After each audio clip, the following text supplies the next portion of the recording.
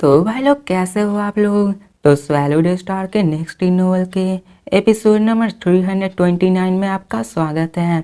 तो चलिए शुरू करते हैं, लेकिन इससे पहले अगर आपने मेरे चैनल को सब्सक्राइब नहीं किया तो सब्सक्राइब करके बेल आइकन दबाना ना भूलें। तो जैसा कि हमने पिछले एपिसोड में देखा कि लू फेंग अब आउटर रीजन में जाने वाला था और वहाँ पे सारे सेक्टर लॉर्ड के बंदे आ चुके थे। अब तभी वहाँ पर एक अनडाइंग बिंग होता है जो अपने पावरफुल किलिंग ऑरा से सबको कहता है कि जितने भी सेक्टर लॉर्ड के सोल्जर हैं तुम लोग अभी ब्रूटल आउटर रीजन वॉर्स में जा रहे हो और तुम ही वहाँ पे ग्लोरियस बन के आगे जाके फ्यूचर को संभालने वाले हो। लेकिन तुम्हें एक चीज समझना होगा कि आर्मी के भी अपने रूल हैं और तुम इन रूल को तोड़ नहीं सकते। अब लू फेंग और बाकी के 100 सेक्टर लॉर्ड बंदे इन सारी बातों को बड़े ध्यान से सुन रहे होते हैं और फिर अनडाइन आगे कहता है कि यहाँ से जाने से पहले हमें यहाँ पे सबके अथॉरिटी अवार्ड सेरेमनी करना होगा। मतलब कि जिनकी जो अथॉरिटी होगी उनके हिसाब से उनको रैंक देना होगा। अब यहाँ पे सारे सेक्टर लॉर्ड के बंदे डिस्कस करने लगते हैं कि आखिर ये अथॉरिटी अवार्ड सेरेमनी क्या होता है और इसका मतलब क्या हुआ। अब यहाँ पे वो अकेले आए थे, उन्हें इतना आउटर रीजन वॉर्स के बारे में नहीं पता था। जिसके बाद अनडाइन आगे कहता है कि ये सेरेमनी तुम्हारे आर्मी के पोजीशन को कंफर्म करने के लिए है। यहाँ के आर्मी में भी अलग अलग लेवल हैं और सबके लेवल के मुताबिक तुम्हारे कमांड दिए जाएंगे, इसलिए हमें ये अथॉरिटी करानी पड़ती है ताकि हम तुम्हारे स्ट्रेंथ को टेस्ट कर सके। जिसके बाद ये सुनकर सारे सेक्टर लॉर्ड के बंदे वहाँ चिल्लाने लगते हैं और कहते हैं कि क्या वो यहाँ पे हमारे में फाइट कराने वाले हैं, आखिर किस तरह का टेस्ट लेने वाले हैं। तो ये सुनकर अनडाइन बिंग कहता है तुम सब गलत हो, यहाँ पर हम तुम्हारा कोई फाइट नहीं करवाने आ रहे, बल्कि यहाँ पे तुमने जो काउंटलेस टाइम्स तक खुद को ट्रेन किया है और खुद को जो साबित किया वर्चुअल वर्स नेटवर्क में, उसी की मदद से हम लोग तुम्हारे बेसिस परफॉर्मेंस को जज करेंगे और ये जजमेंट यही तुम्हारे पोजीशन के लिए मोस्ट इंपॉर्टेंट रहने वाला है। जिसके बाद वो कहता है कि ये जजमेंट 3 पार्ट में डिवाइडेड है, जिनमें कि पहला नॉर्मल सेक्टर लॉर्ड जो कि वीक होते हैं, सेकंड में इलाइट सेक्टर लॉर्ड जो कि नॉर्मल से स्ट्रांग होते हैं और थर्ड में सेक्टर लॉर्ड जर्नल जो कि इन सब में सबसे पावरफुल होते हैं। अब देखा जाए तो यहाँ पर जितने भी सेक्टर लॉर्ड आए हुए थे वो सभी मोस्ट ऑफ द बंदे नॉर्मल सेक्टर लॉर्ड के सोल्जर थे और यहाँ पे लॉ रिकॉग्नाइजेशन के जितने भी बंदे होते हैं वो बेयरली इलाइट सोल्जर बन जाते हैं। यहाँ पे देखा जाए जनरल बनने के लिए तो ये बहुत ज़्यादा रेयर होता है। अब अनडाइन कहता है कि 100 इलाइट्स में यहाँ पर ओकेजनली एक सेक्टर लॉर्ड जनरल को चुना जाता है। मैं बिलीव करता हूँ कि तुमने वर्चुअल वर्स कंपनी ने अपने ट्रू स्ट्रेंथ को डिस्प्ले किए होंगे। अगर यहाँ पे किसी ने नहीं किया है तो तुम्हारी पोजीशन नीचे हो सकती है, इसलिए तुम अभी भी वर्चुअल वर्स कंपनी में जाके अपने सारे स्ट्रेंथ को प्रदर्शन कर सकते हो। इसके बाद हम थोड़ी देर बाद में सेरेमनी करना चाहते हैं। अब यहाँ पे अगर लू फेंग ने अपने पावर का शोकेस नहीं किया होता तो लू फेंग को लो ग्रेड मिलने वाला था और अब में सीन चेंज कर दिखाया जाता है लू फेंग को, जहाँ पे सारे लोग चुप हो जाते हैं, कोई भी कुछ नहीं बोलते क्योंकि सबने अपनी पावर को वर्चुअल वर्स कंपनी में दिखा रखा है। जिसको देखकर 10 सेकंड बाद अनडाइन फिर से कहता है कि फिर कोई दिक्कत नहीं है, यहाँ पे तुम्हें सबको अलग अलग पोजीशन मिलने वाली है। अब यहाँ पे 101 सेक्टर और आगे बढ़ते हैं और वहाँ पे एक लंबी सी लाइन बन जाती है। वहाँ पे पूरे के पूरे लाइन बनी होती है जिनमें की लाइट, नॉर्मल और सभी जनरल में कैटेगरी वाइज होती है। अब यहाँ पे अनडाइन कहता है इलाइट सेक्टर लॉर्ड अलग हो जाओ, नॉर्मल सेक्टर लॉर्ड अलग हो जाओ, elite sector Lord, elite sector Lord, ऐसे ही करके वो उन सबके पोजीशन के बारे में बता के उन सबको अलग अलग लाइन में खड़ा करने लगता है और ये सभी उसे वर्चुअल वर्स सिस्टम के मेल की तरफ से आया हुआ होता है और सबकी अथॉरिटी के मुताबिक उनकी पोजीशन, उनकी पावर भी अलग होगी। यहाँ पे लू फेंग सबको देखकर शॉक हो जाता है और कहता है यहाँ पे तो ढेर सारे इलाइट से और थ्योरी के मुताबिक नॉर्मल सेक्टर लॉर्ड सोल्जर यहाँ पे मोस्ट ऑफ द आर्मी में रहते हैं और ये सही भी है। यहाँ पे लोन वोल्फ अगर यहाँ पे सबसे अटैक करने गया तो वो जरूर मारा जाएगा, इसलिए यहाँ पे सबने लॉ रिकॉग्नाइजेशन को कर लिया है। फिर यहाँ पे सभी सेक्टर लॉर्ड की बारी आ जाती है। फाइनली लू फेंग का टर्न आता है, जिसके बाद वो ब्लू लाइट लू फेंग की तरफ घूमता और कहता चिल्लाकर सेक्टर लॉर्ड जनरल अब जितने भी बंदे होते हैं वो सभी शॉक हो जाते हैं, यहाँ तक कि डोमेन लॉर्ड्स के यूनिवर्सल लॉ के बंदे भी होते हैं वो सभी लू फेंग को देखकर शॉक हो जाते हैं कि क्या 101 सेक्टर लॉर्ड में से एक्चुअली एक जनरल आ गया है। अब जनरल को ढूंढना बहुत ज्यादा मुश्किल होता है। इसके बाद अनडांग में लू फेंग की तरफ शॉक होकर देखता है और कहता है इतना भी बुरा नहीं है, लेकिन उसको भी लू फेंग के बारे में नहीं पता होता कि ये कितना ज्यादा पावरफुल है। अब लू फेंग वहां से कहानी आगे बढ़ता है और बाकी सारे सेक्टर लॉर्ड को अपनी पोस्ट रिसीव होने लगती है। Elite sector lord, soldier, normal sector lord, फिर ऐसे ही करके 101 के सारे खत्म हो जाते हैं और लास्ट में बताया जाता है कि वहां पर total actually 2 sector Lord generals थे। पहला तो लू फेंग था और दूसरा एक और बंदा लू फेंग उसी की तरफ देखता जो कि 3 मीटर लंबा यूथ होता है और उसकी आंखें 2 ब्लेड्स के जैसे थी जो कि एक दूसरे में क्लैश कर रही थी और उसे देखने पर ही कोई बता सकता है कि वो बहुत ज्यादा स्ट्रॉन्ग था। लू फेंग उसकी तरफ देखता है और कहता है वो थोड़ा सा स्ट्रॉन्ग तो लग रहा है, मैं वंडर करता हूँ कि आखिर वो कहाँ है। अब देखा जाए तो वो बंदा लू फेंग के सामने कुछ भी नहीं है, लेकिन उसने अपने जो प्रदर्शन की होती है स्ट्रेंथ की उसके हिसाब से उसकी रैंक जनरल की हो चुकी है। अगर इससे भी हाईएस्ट पोस्ट होता तो लू फेंग सबसे टॉप पे आता। इस सेरेमनी हमें दिखाया जाता है कि बहुत जल्दी खत्म हो जाती है और एक्चुअली यहाँ पे 2 sector lord general, 62 elite, 37 normal soldiers थे। इन 101 सोल्जर में से अब सेक्टर और यूनिवर्सल लेवल सेरेमनीज बहुत जल्दी खत्म हो गई थी और इन सबको अपने अपने पोस्ट मिल गए थे। लेकिन अभी के दरमियान डोमेन लॉर्ड की सेरेमनी तो टाइम लगती है क्योंकि डोमेन लॉर्ड्स की सेरेमनी में बंदे ज्यादा आए हुए थे। जिसके बाद थोड़ी देर बाद वो भी सारी सेरेमनी खत्म हो जाती है। वो अनडाइन चिल्ला कर कहता है कि यहाँ पर 10,000 सोल्जर इस इरा में आए हुए हैं, मुझे फॉलो करो। यहाँ पे मैं तुम सबको आउटर रीजन वॉर में भेजने वाला हूँ जहाँ पे कई सारे बहुत सारे अमाउंट ऑफ सोल्जर इस रेस वॉर्स में इन्वॉल्व है। और वो कहते हैं कि यहाँ पे टोटल 11 बैटल फील्ड से और ये सभी टेरिटरीज के बाहर बने हुए हैं और इसी कारण हम इसे आउटर रीजन वॉर कहते हैं। तुम लोग अभी 7 बैटल फील्ड में जाने वाले हो। अब यहाँ पे मैं दिखाया जाता है सारे बंदे को जो डिस्कस करने लगता है और कहते हैं 7 यहाँ पे सारी ह्यूमैनिटी टेरिटरीज बाहर बने हुए हैं। मेरे टीचर ने कहा था कि मैं तो 2nd बैटल फील्ड में जाने वाला हूँ, लगता है कि मैं अपने टीचर से नहीं मिल सकता हूँ क्योंकि मैं तो 7th में जाने वाला हूँ। अब लू फेंग भी खुद से सोचता और कहता 7 बैटल फील्ड। अब देखा जाए तो 7 बैटल फील्ड में भी अपने एवरेज रैंकिंग डेट की होती है। यहाँ पे एवरेज डेट रेट 96.8% होती है और ये 11 बैटल फील्ड में से 3rd रैंक करती है जो कि लू फेंग के लिए एक अच्छी जगह थी अपने आप को ट्रेन करने के लिए। जिसके बाद वो अनडाइन कहता है कि चलो अब चलते हैं और इमीडिएटली 10,000 सोल्जर वहां से आगे बढ़ते हैं और लू फेंग और बाकी सेक्टर के बंदे भी आगे की ओर बढ़ना शुरू कर देते हैं और थोड़ी देर बाद ही वो एक बड़े से हॉल में जाके रुकते हैं और वहां पे हमें दिखाया जाता है कि उसका डायमीटर 1000 ली होता है। वहां पे 11 huge space water screen pathways होता है। जिसके बाद अनडाइन कहता है कि ये पाथवे तुम्हें 7 बैटलफील्ड की तरफ ले जाएगा। तो आगे ये इंफॉर्मेशन देता है कि 7 बैटलफील्ड यूनिवर्स रीजन में बहुत बड़ा है जिसका डायमीटर 1.1 मिलियन लाइट ईयर्स होता है जो कि बहुत ज्यादा है।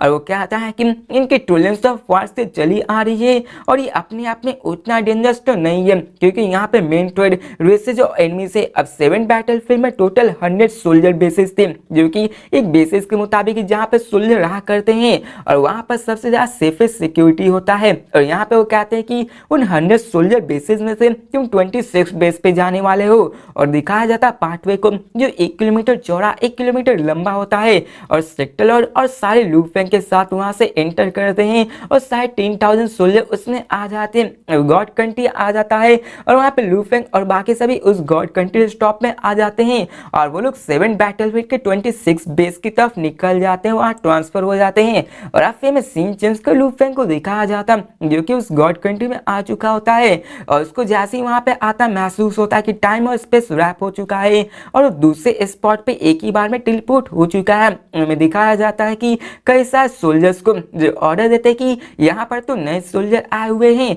जल्दी करो, यहाँ पे हमें समय बर्बाद करने का समय नहीं है, हमें यहाँ पे कुछ जो भी करना है वो कर लो।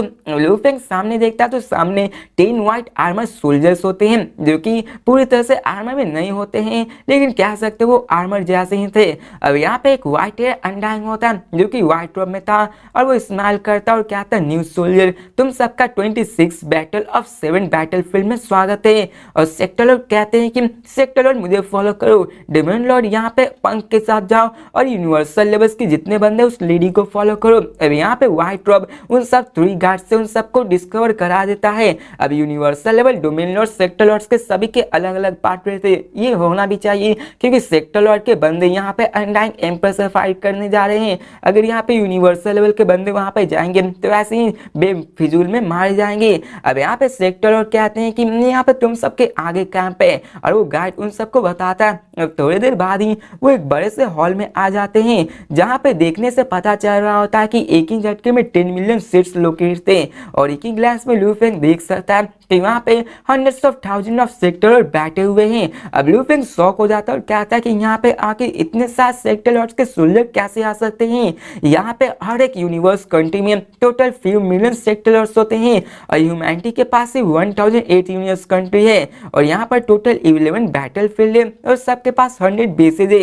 अगर एवरेज में देखा जाए तो आखिर एक बेसिस में इतने सारे सेक्टर लॉर्ड है, लगता है कि यहाँ पे ह्यूमैनिटी के साथ सेक्टर लॉर्ड के बंदे आके इस वॉर्स में पार्टिसिपेट करते हैं और थ्योरी भी यही है कि यहाँ पर आके वो स्ट्रॉन्ग बनना चाहते हैं। यहाँ पे बाकी जितने भी 100 सेक्टर लॉर्ड के सोल्जर होते हैं नए वाले, वो सब इस नज़ारे को देखकर शॉक हो जाते हैं और वहाँ पे गाइड भी उन सबसे कहता है अब बस करो। यहाँ पे अब दिखाया जाता है वो सबसे कहता है कि नए सोल्जर यहाँ पे आ चुके हैं और इन नए ग्रुप में 2 जनरल्स भी है और इसके बाद वो गाइड फिनिश करता है, वहां से चला जाता है, उसका काम हो चुका है। अब यहाँ पे हमें बाकी सारे सोल्जर को दिखाया जाता है जो कि पी रहे होते हैं और जैसे ही सुनते हैं कि 2 सेक्टर लॉर्ड जनरल्स आए हुए थे वो वहां पे चले जाते हैं उन 10,000 के सामने। यहाँ पे वो सभी उसके पास जाते हैं, उनके क्वांटम कंप्यूटर में भी उनके पोजीशन के बारे में इंफॉर्मेशन आ जाती है और वहाँ पे 10,000 सोल्जर होते हैं, वो सभी उस लू फेंग और उस टॉल यूथ की तरफ देखने लगते हैं। ये सब यहाँ पे जनरल कैटेगरी में आते हैं। अब यहाँ पे एलाइट टीम को अलग भेज दिया जाता है, सोल्जर को अलग, और यहाँ पे एक बंदा का टीम आता है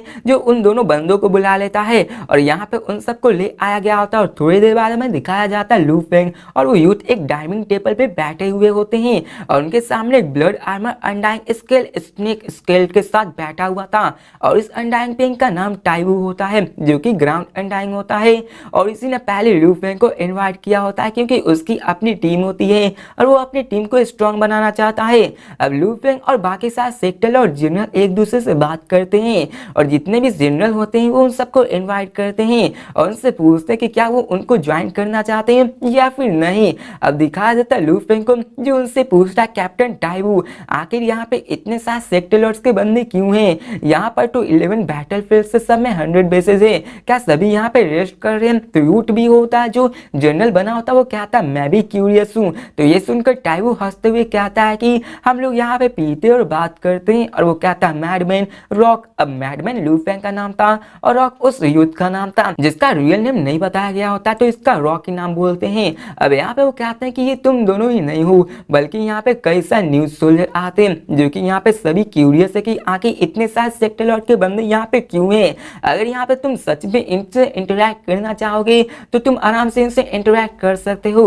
अब लू फेंग और रॉक उसकी तरफ देखने लगते हैं जिसके बाद कैप्टन इस्तेमाल करते कहते हैं कि यहाँ पे 1008 यूनिवर्स कंट्री है जो कि एक ह्यूमैनिटी का पार्ट है और जितना मैं जानता हूँ यहाँ पे सबके अपने अपने सीक्रेट रीजन्स होते हैं और सब लोग यहाँ काउंटलेस ह्यूमन इसमें रहा करते हैं और यहाँ के सबसे जो काउंटलेस कॉन्टिनेंट्स है उसकी डायमीटर भी 100 बिलियन किलोमीटर है, उनकी पॉपुलेशन भी बहुत ज्यादा। तो ये सुनकर लू फेंग शॉक हो जाता है।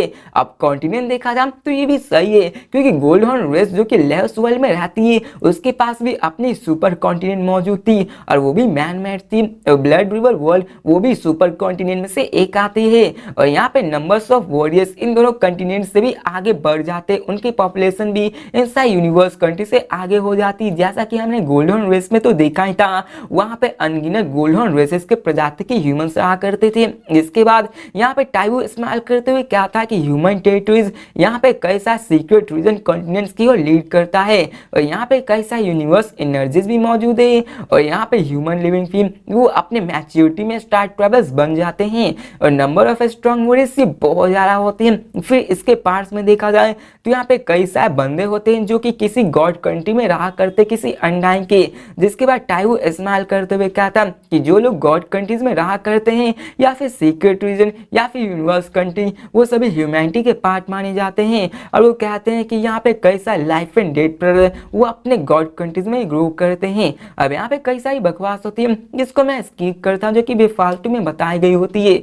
अब यहाँ पे लू फेंग इन सारी बातों को जानकर शॉक हो जाता है और फिर लू फेंग अपने थ्योरी ऑफ कॉन्शियसनेस को नेटवर्क में भेज के अपने अथॉरिटी से इसके इन्फॉर्मेशन के बारे में चेक करता है। अब यहाँ पे बताया जाता है कि ह्यूमंस उनके लिविंग इन्वायरमेंट से अपने अपने गॉड कंट्री में सेपरेट हुआ करते हैं। सीक्रेट रीजन यूनिवर्स ह्यूमंस में सेपरेट होते हैं। इसके बाद आगे बताया गया होता है कि यूनिवर्स ह्यूमंस इतने ज्यादा नहीं है, लेकिन यहाँ पे कोई भी आराम से कॉन्टिनेंट्स को बना सकता है। अब यहाँ पे लू फेंग लेवस वर्ल्ड में ही गया होता है और वो कहता है कि इसलिए यहाँ पे ह्यूमंस इस सीक्रेट रीजन में रहा करते हैं। आगे कौन नहीं चाहेगा इन टेरिटरी के फाइट करने के लिए, और यहाँ पे टेरिटरी के लिए फाइट करना आगे कौन नहीं करना चाहेगा। लू फेंग अपने इंफॉर्मेशन से ये पता लगा लेता है कि जैसा कि प्लांट लाइफ फॉर्म को अपनी सफिशिएंट सनलाइट रिक्वायर होती है अपने आप को ग्रो कराने के लिए, अगर यहाँ पे पॉपुलेशन बहुत ज्यादा बढ़ जाएगी तो यहाँ पे रिसोर्सेज तो घटेंगे। ये थैनोस वाला ही डायलॉग याद कर लो, पॉपुलेशन बढ़ेगी तो यहाँ पे रिसोर्सेज तो घटेंगे ही, इसलिए यहाँ पे रिसोर्सेज को बढ़ाने के लिए दूसरे रेसेस पे वहाँ पे अटैक करना जरूरी है,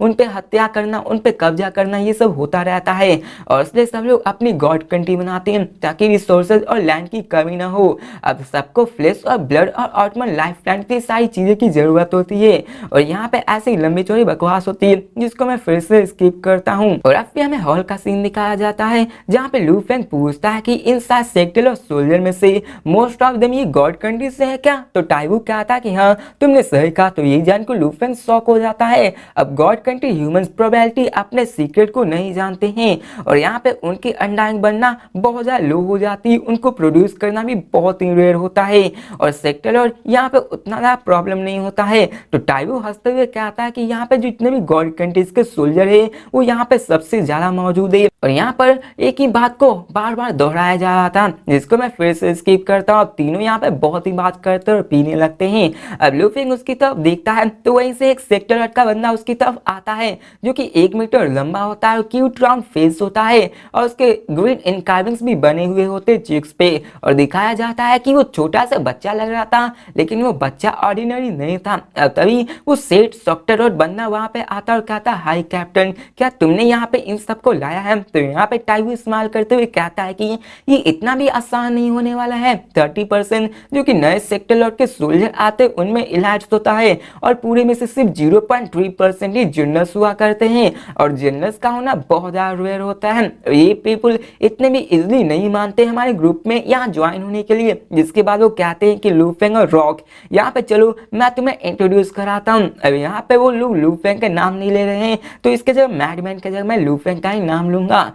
अब यहाँ पे वो शॉर्ट सेक्टर का बंदा कहता है कि ये मैं खुद से भी कर सकता हूँ। जिसके बाद वो कहता है कि मैं यहाँ का कैप्टन टाइवू टीम का मेंबर हूँ। हमारा सेक्टर लॉट का टीम एक नंबर दिया होता है जो कोड होता है हर एक सेक्टर लॉट का टीम का, और वो कहता है कि तुम मुझे पॉइजन कह सकते हो, मैं केमिस्ट हूँ और मैं अल्सो एक सेक्टर लॉट जनरल हूँ। तो ये सुनकर लू फेंग शॉक हो जाता है कि क्या poison, chemist, sector lord general. अब यहाँ पे 3 फाइटर्स होते हैं जिनमें की स्पेक्ट्रल इल्यूजनिस्ट होते हैं, और यहाँ पे 3 ग्रेट पपेटर्स, केमिस्ट और बीस्ट टेमर्स होते हैं जो कि बहुत ही रेयर होते हैं, और इनको प्रोग्रेस करना, इनकी अपनी पावर बनाना भी बहुत ज़्यादा मुश्किल होती है। और लू फेंग जब यूनिवर्सल लेवल में था, जब वो यूनिवर्सल लेवल जीनियस के एब्सोल्यूट बिगनिंग रीजन में था, तो वहाँ पर यू फेंग था जो कि असल में केमिस्ट था। अब केमिस्ट देखा तो अपने सारे केमिकल्स का यूज करके अपने से स्ट्रॉन्ग बंदे को ही मार सकते हैं, और उनको सबसे ज्यादा खतरनाक भी मारा जाता है। यहाँ तक कि एक गॉड को भी उसके अगेंस्ट केयरफुल रहना पड़ता है, क्योंकि उनकी बैटल स्टैंड उनके पोशंस की वजह से होती है। उनकी पोशंस अगर खतरनाक हुई तो कोई भी इसका हाथ तो नहीं बचने वाला। लू फेंग भी आगे चलकर एक पोशन को खरीदता है, बनाता नहीं है लेकिन खरीदता है, जो कि आराम से एक ही झटके में किसी भी एम्प लेवल अंडाइंग बैंक तक को मार सकता है। अब जिसके बाद हमें दिखाया जाता है बाकी सारे बंदे को। यहाँ पे टाइवू कहता है कि यहाँ पे टोटल 8 बंदे हमारी टीम में, वो भी मुझे मिलाकर, और मैं एक अंडाइंग बैंक हूँ, और यहाँ पे बाकी सारे सेक्टर और जनरल से, जिनमें से 2 फाइटर्स है, 2 स्पेक्ट्रलिस्ट है, 2 इल्यूजनिस्ट है, एक केमिस्ट है, और पॉइजन ये हमारी टीम का बहुत ही महत्वपूर्ण बंदा है। जिसके बाद वो ड्वार्फ पॉइजन इस्तेमाल करता है और कहता है कि मेरे नए फ्रेंड, चलो मैं तुम्हें टोस्ट करता हूँ। जिसके बाद लू फेंग, रॉक, वो दोनों अपने ग्लास को उठा के चीयर्स करते हैं। जिसके बाद हमें दिखाया जाता है टाइवू को, जो लू फेंग और रॉक की तरफ देख कर कहते हैं कि यहाँ पे हमारे सिर्फ मेंबर्स में 7 मेंबर्स ही मौजूद है। उन्होंने countless life and death battles को अपने साथ यहाँ पे सारे को फेस किया है, और इन सब को फेस करते हुए स्ट्रॉन्ग बनते गए हैं, और यहाँ फाइनली हमने उन सबको जनरल की पोजीशन को अवार्ड किया है। यहाँ पे पॉइजन ही था जो कि पहली दफा में आते हुए जनरल की पोजीशन को होल्ड करता है। मतलब ये हुआ कि यहाँ पे एक अंडरहैंगमिंग था जो कि टाइवो था और जो बाकी बचे हुए 7 बंदे वो शायद सेक्टर लॉर्ड के बंदे थे और उनमें से 6 जो आए हुए थे उन्हें सिर्फ इलाइट का टाइटल मिला था। पॉइजन को सिर्फ जनरल का, जैसे लू फेंग आया उसे डायरेक्ट जनरल का कैटेगरी मिल गया, वैसे ही पॉइजन को मिला था। और बाकी उन्होंने फाइट की, इतनी ज्यादा मार काट की, अपने आप को स्ट्रॉन्ग बनाया, तब जाके उन्हें जनरल की पोजीशन मिली। जिसके बाद वो कहते हैं कि क्या मैं ये जान सकता हूं कि क्या तुम दोनों मेरी टीम में ज्वाइन करना चाहते हो, क्योंकि यहाँ पे 2 मेंबर्स हम लोग मिस कर रहे हैं। जिसके बाद वो कहता है कि हमारा स्मॉल सेक्टर लॉर्ड का टीम हमारा ही है, ये जरूर यहाँ पे सबसे छोटा है लेकिन ये हम लोग का टीम एक्सेप्शनल है, हम लोग तुम्हें कभी भी डिसअपॉइंट नहीं करेंगे अगर तुम हमसे ज्वाइन करोगे। वहीं पे वो डार्क पॉइजन होता है जो कहता है कि टाइबू ये बहुत ही अच्छा कैप्टन है। जिसके बाद रॉक को दिखाया जाता है जो कहता है मैं रॉक, मैं तुम्हारी टीम को ज्वाइन करने के लिए रेडी हूँ। जिसके बाद ये सुनकर अंडाइंग हंसने लगता है और वो लू फेंग की तरफ देखता है और कहता है मैडमैन क्या तुम हमें ज्वाइन करना चाहते हो। अब लू फेंग के मन में कई सारे ख्याल आ रहे होते हैं कि उसे ज्वाइन करना चाहिए या फिर नहीं। अब आर्मी के अपने रूल्स है कि यहाँ पे जो भी वॉर्स में पार्टिसिपेट करेगा यहाँ पे उनके रिक्वेस्ट को फुलफिल किया जाएगा और लू फेंग को भी अपने रिक्वेस्ट को फुलफिल करना है। अब लू फेंग को एक कंट्रीब्यूशन पॉइंट्स मिला होता है जिसे कंप्लीट करके ही वो सेक्टर लॉर्ड के आउटर डिवीजन वॉर से बाहर जा सकता है। और लू फेंग जबकि इलाइट सेक्टर लॉर्ड के टीम में जा रहा है तो वहाँ पे उसके लिए बहुत ही अच्छा है। तो लू फेंग भी हामी भरता है जिसको सुनकर वो अंडाइंग खुश होता है और जिसके बाद वो कॉर्नर की तरफ देखता है और यहाँ पे अपने अंडाइंग एनर्जी को यूज करके बाकी सबसे कम्युनिकेट करके वहाँ पे बुलाता है। दिखाया जाता है कि बहुत ही जल्द वहाँ पे उन सबके टीम के बाकी के 6 बंदे वहाँ पे आ जाते हैं। कुछ के साइज बड़े होते हैं, कुछ के साइज छोटे होते हैं और यहाँ पे उन समय बहुत ज्यादा किलिंग और आनी कर रही थी क्योंकि यहाँ पे आके उन्होंने बहुत सारे को मारा होता है। अब एक तो बंदा 6 मीटर लंबा होता है जो कि रेड रॉक के जैसा लग रहा था, जो कि बहुत ज्यादा पावरफुल था, वो असल में मदर फ्लेम रेस का बंदा था। और दूसरी इंचेंटिंग लेडी थी जो कि एक डेमन लेडी के जैसे लग रही थी। वहाँ पे सभी आ जाते, टोटल 10 बंदे हो जाते। जिसके बाद अंडाइन टाइवू कहता कि चलो मैं तुम सबको इनसे इंट्रोड्यूस कराता हूँ, ये हमारा नया सेक्टर लॉर्ड का जनरल है, तुम इसे मैडमैन कह सकते हो। अब यहाँ पे ये सुनकर हमें स्केलेटन मैन को दिखाया जाता है जो कहता है कि ये कितना एरोगेंट निकनेम है मैडमैन। जिसके बाद हमें दिखाया जाता है कि वो अपने व्हाइट कर कैट से खेलने लगता है। इसके बाद केमिस पॉइजन जो कि पी लिया होता है वो कहता है कि डी यहाँ पे तुम इससे फाइट पिकअप मत करो। तो डेमन लॉर्ड सेक्टर लॉर्ड भी कहते हैं वी लिटिल चैन ने सही कहा। अब यहाँ पे ड्वार्फ पॉइजन गुस्सा हो जाता है और कहता है कि मुझे लिटिल चैन चैन मत कहो, तुम मुझे अपने रियल नाम से भी नहीं बुला सकते हो, मुझे अपना पॉइजन नाम से बुलाओ। तो लेडी हंसते हुए कहती लिटिल चैन चैन गुस्सा मत हो। जिसके बाद पॉइजन अपनी उस वाइन को पीना शुरू कर देता है और यहाँ पे टाइवू इन सब के नखरे देखकर हंसने लगता है। जिसके बाद वो कहते हैं कि ये दूसरा सेक्टर लॉर्ड जनरल है जिसे तुम रॉक कह सकते हो। अब यहाँ पे मैडमैन और रॉक यहाँ पे उन सब से मिल चुका होता है और वो कहता है कि मैंने ऑलरेडी तुम्हें पॉइजन से इंट्रोड्यूस करा दिया है, चलो मैं बाकी सबसे तुम्हें इंट्रोड्यूस कराता हूँ। तो भाई लोग इसी के साथ ये वीडियो भी खत्म होती है। तो मिलते हैं नेक्स्ट में और जानते हैं उनके टीम के बारे में, आखिर उनकी टीम कितनी ज्यादा पावरफुल है, क्या लू फेंग उनकी टीम में रह के अपने पावर को शोकेस कर पाएगा या फिर नहीं, या फिर यहाँ पे लू फेंग के लिए फर्स्ट इनकाउंटर यहाँ पे बहुत ही भारी साबित होने वाला है। और लू फेंग की जो पोजीशन है उसको मारने के लिए बकलैंड की उनकी ये सारी ऑटोमन रेस के बंदे लू फेंग के पीछे जरूर हाथ धोकर पड़ने वाला है। तो चलो देखते हैं इन सब के बारे में कि लू फेंग इन सबको कैसे मैनेज करता है। तो मिलते हैं नेक्स्ट वीडियो में, तब तक के लिए बाय।